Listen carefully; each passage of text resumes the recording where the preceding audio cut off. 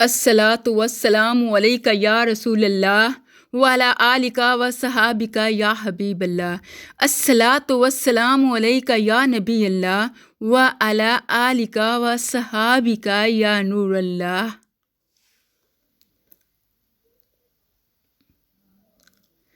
अस्सलामु अलैकुम व रहमतुल्लाहि बरकातुहू। मेरे वाजिब ज़िल एहतराम प्यारे मुसलमानों, अल्लाह के नबी सल्लल्लाहु अलैहि वसल्लम के दीवानों, आज हम बात कर रहे हैं गम का इलाज।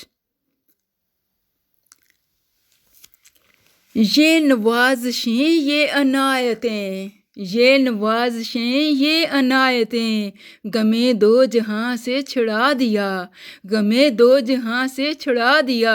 गमे मुस्तफ़ा तेरा शुक्रिया, गमे मुस्तफ़ा तेरा शुक्रिया, मुझे जीना मरना सिखा दिया, मुझे जीना मरना सिखा दिया।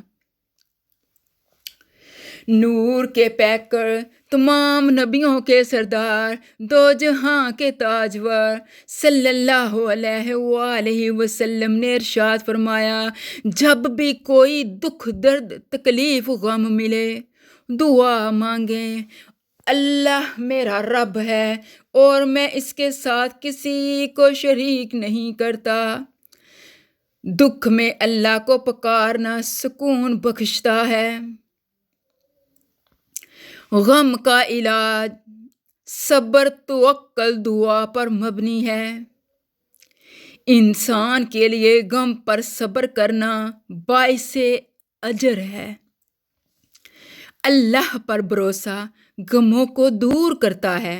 हज़रत मोहम्मद सल्लल्लाहु अलैहि वसल्लम ने फरमाया, मोमन की शान निराली है, जब इसे खुशी मिलती है शुक्र अदा करता है, जब गम मिलता है तो सब्र करता है।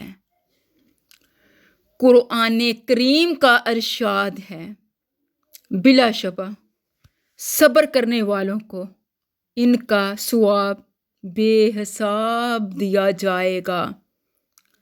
याद रखिए, किसी तकलीफ के मौका पर सदमा पैदा होना कोई गुनाह नहीं, बल्कि तकलीफ और सदमे के मौका पर बेइख्तियार जो रोना आ जाए वो भी बेसब्री में दाखिल नहीं।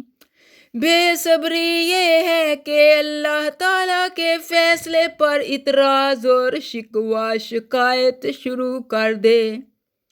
अगर दिल में सदमे की आग सुलग रही है, आंखों से आंसू बह रहे हैं, तबीयत परेशान है, बार बार रोना आ रहा है, लेकिन इंसान अल्लाह ताला की तकदीर का शिकवा करने की बजाय अल्लाह ताला की हिकमतों पर ईमान रखता है, तो इसी का नाम सब्र और इसी पर अल्लाह ताला की तरफ से बेहिसाब अजर का वादा है। इस सब्र की अलामत ये है कि जब भी दिल में सदमा पैदा हो, इंसान ज़ुबान से कहे कि इन्ना लिल्लाहि व इन्ना इलैहि राजिऊन। बेशक हम अल्लाह के लिए हैं और इसी की तरफ लौट कर जाने वाले हैं। जो लोग सदमे के मौका पर ये कलमा ज़बान से कहते हैं, इनके बारे में अल्लाह ताला का इरशाद है, ऐसे ही लोगों पर उनके परवरदिगार की तरफ से रहमतें ही रहमतें नाजिल होती हैं और ऐसे ही लोग हदायत पर हैं। लिहाजा बुजुर्गान दीन ने बिल्कुल सही फरमाया है कि सब्र 1000 इबादतों की एक इबादत है, जिससे इंसानी रूहानी इतबार से तरक्की करके कहीं से कहीं पहुंच जाता है اور اس صبر کی عبادت یہ ضروری نہیں کہ کوئی بڑا صدمہ یا بڑی تکلیف پیش آئے تبھی انسان صبر کرے اور اِنَّا لِلَّهِ وَإِنَّا إِلَيْهِ رَاجِعُونَ کہے، بلکہ روزمرہ کے زندگی میں جو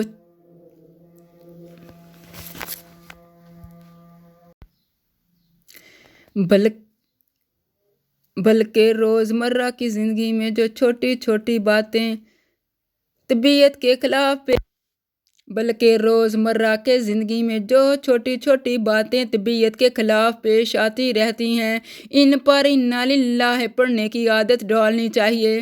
حضرت سلمہ رضی اللہ تعالیٰ عنہا فرماتی ہیں کہ حضرت صلی اللہ علیہ وسلم نے ارشاد فرمایا، یعنی جب تم میں سے کسی کو کوئی تکلیف پہنچے تو اسے چاہیے کہ وہ یہ کہے، یا اللہ میں اس تکلیف پر ثواب کا طلبگار ہوں، مجھے اس پر اجر عطا فرمائیے اور اس کی جگہ مجھے کوئی اس سے بہتر چیز عطا فرمائیے۔ نیز حدیث میں ہے کہ ایک مرتبہ حضرت کے سامنے چراغ گل ہو گیا تو آپ نے اس پر بھی اِنَّا لِلَّهِ وَإِنَّا إِلَيْهِ راجعون پڑھا۔ اس سے معلوم ہوا کہ چھوٹی سی چھوٹی تکلیف پر بھی اِنَّا لِلَّهِ وَإِنَّا إِلَيْهِ راجعون پڑھنا چاہیے، اور اس طرح روزمرہ پیش آنے والے چھوٹے چھوٹے ناگوار واقعات پر ہر مرتبہ صبر کی بات کا ثواب ملتا رہتا ہے۔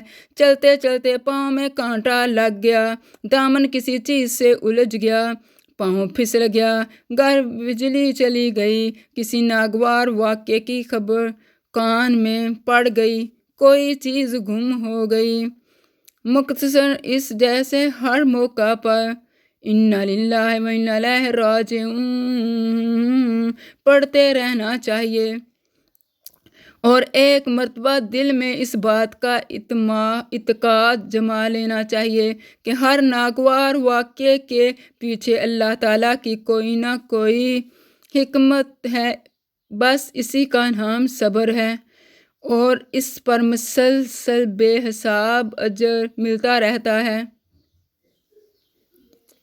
ایک اور بات یہ بھی یاد رکھنے کے لائق ہے کہ جس طرح کسی صدمے کے موقع پر بے اختیار رو دینا صبر کے خلاف نہیں ہے، اسی طرح کسی تکلیف کے موقع پر اس تکلیف کو دور کرنے کی کوشش کرنا بھی صبر کے خلاف نہیں۔